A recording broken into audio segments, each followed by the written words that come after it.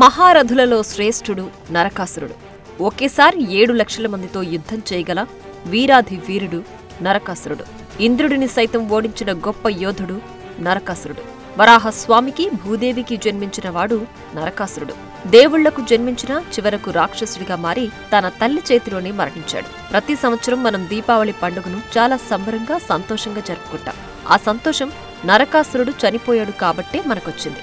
అంతటి దుర్మార్గుడు, దుష్టుడు, నీచుడు, నికృష్టుడు అయిన నరకాసురుడు చనిపోయాక ఈ భూలోకంలో ఉన్న ప్రతి ఒక్కరూ సంతోషంగా దీపావళి పండుగను జరుపుకుంటున్నారు.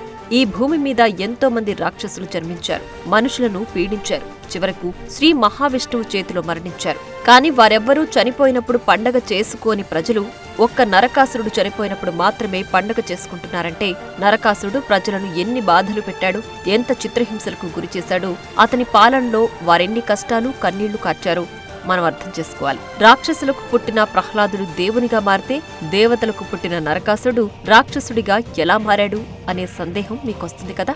ఇప్పుడు నరకాసురుడు, ఇతనికి భౌమాసురుడు అని ఇంకొక పేరు కూడా ఉంది. అతని చరిత్ర గురించి చూద్దాం. పూర్వం దితి కశ్యప ప్రజాపతికి హిరణ్యాక్షుడు, హిరణ్యకశ్యపుడు అనే రాక్షసులు జన్మించారు. ఒకసారి హిరణ్యాక్షుడు ఈ భూమండలాన్ని తీసుకుని పోయి సముద్ర గర్భంలో దాచిపెడతాడు. దీంతో లోకం అల్లకల్లోలమవుతుంది. భూదేవి శోకాతప్త హృదయంతో శ్రీ మహావిష్ణువును ప్రార్థించగా అప్పుడు భూమిని పైకి తెచ్చేందుకు శ్రీ మహావిష్ణువు వరాహ అవతారాన్ని ఎత్తి హిరణ్యాక్షుడిపై యుద్ధం చేసి అతన్ని అంతమొందించి వజ్ర సమానమైన తన కోరలతో భూమిని పైకి తీసుకుని వస్తాడు.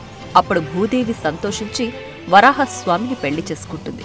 అనుకోకుండా వారిద్దరూ సంధ్యా సమయంలో కలుసుకోగా నరకాసునికి బీజం పడుతుంది. పగలు అనేది వెలుతురు, వేడి, జ్ఞానం, శక్తి వంటి గొప్ప లక్షణాలకు ప్రతీక. ఇక రాత్రేమో చీకటి, నిద్ర, అజ్ఞానం, కామం వంటి దుర్లక్షణాలకు ప్రతీక. కానీ సంధ్యా సమయం అనేది అసురులకు అనుకూల సమయం. మనం నిషిద్ధ కాలమైన సంధ్యా సమయంలో కలవడం వల్ల మనకు పుట్టబోయే పుత్రుడికి అసుర లక్షణాలు వస్తాయని విష్ణుమూర్తి అనగా వరాహస్వామి భూదేవికి చెబుతాడు. ఆ మాటలకు బాధపడిన భూదేవి తనకు పుట్టబోయే బిడ్డకి రాక్షస లక్షణాలొస్తే ఎప్పటికైనా విష్ణుమూర్తే తన బిడ్డను సంహరిస్తాడు అని భయపడి పుట్టే బిడ్డకు రక్షణ ప్రసాదించమని వరం కోరుతుంది. దానికి విష్ణుమూర్తి సరే అని తన తల్లి చేతుల్లోనే ఇతనికి మరణం సంభవిస్తుందని అభయం ఇస్తాడు. అయితే తాను త్రేతాయుగంలో రాముడిగా అవతరించి రావణ సంహారం చేస్తానని, అనంతరం నీవు ప్రసవిస్తావని భూదేవికి చెబుతాడు విష్ణుమూర్తి. ఈ నేపథ్యంలో త్రేతాయుగంలో లక్ష్మీదేవి అయోనిజుగా జన్మించి సీతగా జనకుడికి దొరుకుతుంది. ఆ సమయంలో జనకుడితో భూదేవి ఒక మాట తీసుకుంటుంది. తనకు పుట్టబోయే బిడ్డను పెంచి పెద్ద చెయ్యాలని కోరుతుంది. అందుకు సరేనంటాడు జనకుడు. ఆది వరాహ తేజస్సును కోట్ల సంవత్సరాలు గర్భంలో మోస్తుంది భూదేవి. సత్యయుగంలో గర్భం దాలిస్తే త్రేతాయుగంలో రావణ సంహారం అనంతరం నరకాసురుడికి జన్మనిస్తుంది. ఆ బిడ్డను పెంచి పెద్ద చేసే బాధ్యతను జనకుడికి అప్పగిస్తుంది. ఆ విధంగా జనక మహారాజు పర్యవేక్షణలో పెరిగి ఎంతో శక్తివంతుడిగా మారతాడు నరకాసురుడు. శుక్రాచార్యుణ్ణి గురువుగా స్వీకరించి ఎన్నో యుద్ధ విద్యలు నేర్చుకున్నాడు. అస్త్రశస్త్రాల ప్రయోగంలో ఆరితేరిపోయాడు. వేదాంగాలు అభ్యసించాడు. పెరిగి పెద్దవాడైన తర్వాత నరకుడు కామాఖ్య నగరాన్ని రాజధానిగా చేసుకుని ప్రాగ్జ్యోతిష్యపురం, అది అస్సాంలోని గౌహతి ప్రాంతం అనే రాజ్యాన్ని పరిపాలిస్తుంటాడు. కామాఖ్యలో అమ్మవారికి గుడి కట్టి ఆమెను తల్లిలాగా భావిస్తూ చాలా చక్కగా ప్రతినిత్యం పూజ చేసేవాడు.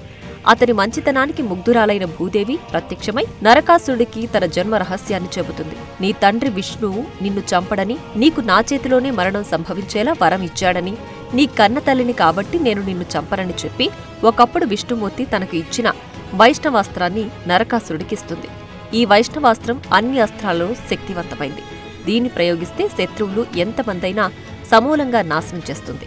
దీనికి తిరుగుండదు. అలాగే సుప్రతీకం అనే గొప్ప శక్తివంతమైన మహాబలవంతమైన ఏనుగునిస్తుంది. ఈ భూమిని 8 దిక్కులలో కాపలా కాస్తూ 8 ఏనుగులు ఉంటాయి. అవే అష్టదిగ్గజాలు. వీటిలో సుప్రతీకం కూడా ఒకటి. అలాగే అనేక దివ్యాస్త్రాలతో పాటు ఒక దివ్య రథాన్ని కూడా నరకాసురుడికి ఇస్తుంది భూదేవి. నీ రాజ్యంలోని ప్రజలందర్నీ నీ బిడ్డలుగా భావించి జనరంజకంగా పరిపాలన చెయ్యమని చెప్పి అదృశ్యమవుతుంది. భూదేవి ఇచ్చిన అభయం అస్త్రాలతో ఎంతో శక్తివంతుడవుతాడు నరకాసురుడు. తనకు చావు లేదని, తన తల్లి తనను చంపదని భావించి తన తల్లి కోరిక ప్రకారం జనరంజక పాలన సాగిస్తాడు. తరువాత ఇతనికి భగదత్త, మహాశిరస మాధవన్, సుమాలి అనే కుమారులు జన్మిస్తారు. అయితే నరకునికి ఎంతమంది భార్యలు, వారి పేర్లు మాత్రం పురాణాల్లో ఎక్కడా కనిపించలేదు. ఈ విధంగా కొన్ని లక్షల సంవత్సరాలు గడిచిపోయాయి. తరువాత ద్వాపర యుగం ప్రవేశిస్తుంది. అప్పుడు నరకాసురుడికి తన పక్క రాజ్యమైన శోణితపురానికి రాజైన బాణాసురునితో స్నేహం ఏర్పడుతుంది. బాణాసురుడు కూడా చాలా శక్తివంతమైన రాక్షసుడు. ఇతను స్త్రీలను తల్లిలాగా భావించడాన్ని నిరసించేవాడు. అతని దృష్టిలో స్త్రీ ఒక భోగ వస్తువు, మగవారికి పడక సుఖాన్నివ్వడానికే ఆడది పుట్టిందని భావించేవాడు. బాణాసురుడి ప్రభావం చేత నరకాసురుడు కూడా మెల్లగా కామాఖ్య అమ్మవారికి పూజ చేయడం ఆపేశాడు. అతనిలో ఇన్ని రోజులు నిద్రాణంగా ఉన్న అసురుల లక్షణాలు ఒక్కసారిగా మేల్కొన్నాయి. సుభిక్షమైన తన రాజ్యం సరిపోక ఈ భూమండలానికి తనే సర్వం సహచక్రవర్తి కావాలని భావించాడు. ప్రపంచంలోని ఇతర రాజ్యాల మీద దండయాత్రలు చేసి అక్కడి రాజులను ఓడించి వారి కళ్ల ముందే వారి భార్యలను మానభంగం చేసేవాడు. అది చాలక వారి కుమార్తెలను బలవంతంగా ఎత్తుకొచ్చి తన రాజ్యంలో బంధించి వివాహమాడాలని అనుకున్నాడు. ఆ విధంగా 16,100 మంది యువరాణులను బంధించాడు. అక్కడి ప్రజలపై రకరకాల పన్నులు వేస్తూ వారి ఆస్తులన్నిటినీ దోచుకునేవాడు. రాజ్యంలో యజ్ఞాలు యాగాలు ఆపేశాడు. నేనే దేవుడి బిడ్డను, నాకే పూజలు చేయమంటూ ఆజ్ఞాపించాడు. పూజలు చేయకుండా ఆలయాలను మూయించాడు. ఎంతో మంది బ్రాహ్మణులను దారుణంగా చంపేశాడు. నరకాసురుడిలో తనకు చావు లేదు అనే వరగర్వం ప్రబలంగా మారి లోక కంఠకుడిగా మారాడు. మంచి చెడుల విచక్షణ మరిచిపోయాడు. దేవతలపై యుద్ధం చేశాడు. ఇంద్రుడిని సైతం ఓడించాడు. ఇతన్ని ఎవ్వరూ చంపలేరని భావించిన ఇంద్రుడు స్వర్గాన్ని వదిలి పారిపోతాడు. మదంతో దేవతల తల్లి అయిన అదితి కుండలాలను లాక్కుని అవమానించాడు. ఒకరోజు వశిష్ఠ మహర్షి ప్రాగ్జ్యోతిష్యపురంలోని కామాఖ్యదేవి పూజకు వెళుతున్న సమయంలో దేవాలయం తలుపులు మూయించాడు. దీంతో వశిష్ఠ మహర్షి కోపంతో నరకాసురుణ్ణి నీ మరణం త్వరలోనే నీ తల్లి చేతిలో జరుగుతుందని శపించి వెళ్లిపోతాడు. ద్వాపరయుగంలో దుష్ట శిక్షణ కోసం శ్రీ మహావిష్ణువు శ్రీకృష్ణుడిగా ఈ భూమి మీద అవతరిస్తాడు. భూదేవి సత్యభామగా జన్మిస్తుంది. నరకాసురుడి ఆగడాలు భరించలేకపోతున్న ప్రజలు, దేవతలు, ఋషులు శ్రీకృష్ణుడి దగ్గరకొచ్చి మొరపెట్టుకుంటారు.